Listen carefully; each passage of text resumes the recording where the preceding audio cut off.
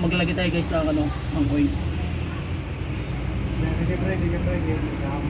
Tao din na.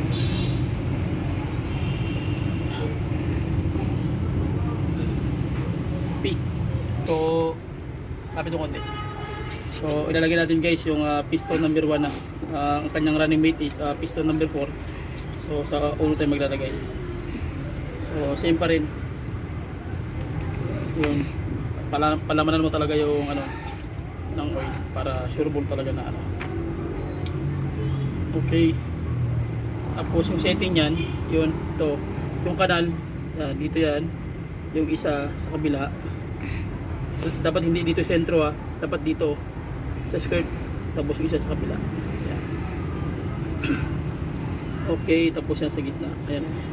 So hindi dapat nakatapat dito para wala blow by. Dapat sa skirt siya nakatapat. Okay? Gagamit na ngayon ng compression compressor. Okay. So ilalagay natin guys. Yan.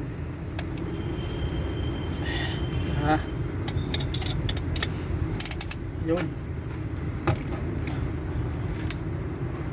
Ayun. Okay. Tapos ipapantay mo to. Okay. So number 1. Okay, so kailangan nakatapat yung timing mark niya. Ilagay mo ilaw.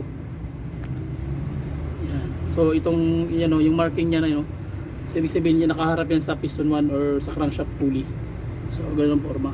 Yung clamp niya boss? No, diyan brada. I see.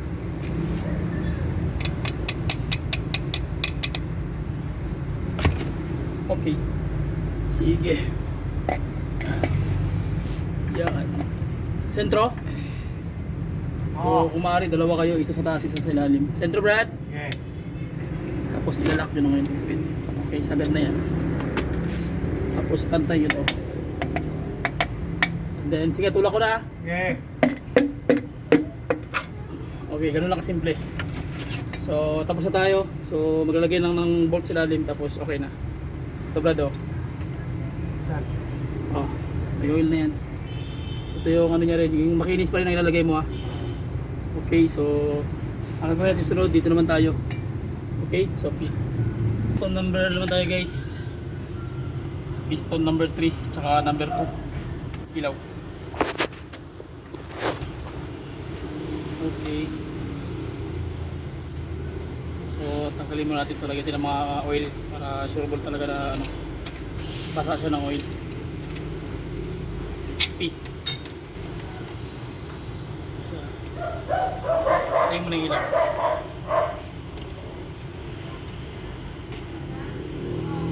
Okay, P. Saka kayo maglalagay ng ano, blood bearing. Para sure ball. Same pa rin ito sa ano, kanina, ganun pa rin. Kailangan mo munang basahin ng oil. Yan, para yung kanal magkaroon ng maraming oil. Tapos i-ikutin nyo guys. Yan, para malakas yung ano, ibig sabihin may oil na siya agad.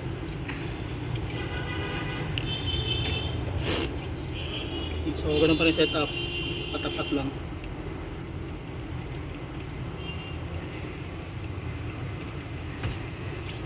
Okay, ilaw, madilim. Okay, setup pa rin, ganun pa rin. Yan. Tapos compressor.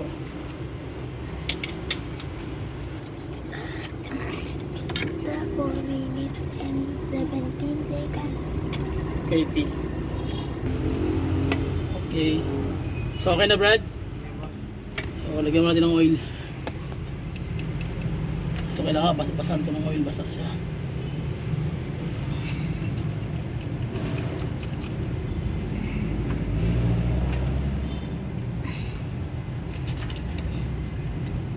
Okay.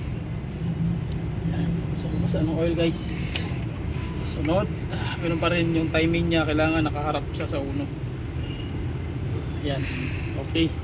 Brad, ayan na.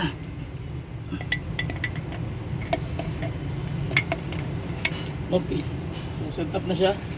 So kailangan pantay para dire-diretso. Okay. Tapos ipitan para sure ball. Okay na. Sentro? Oh, sentro. Okay, so saka mo nung pupukpukin. Okay. Okay. Okay.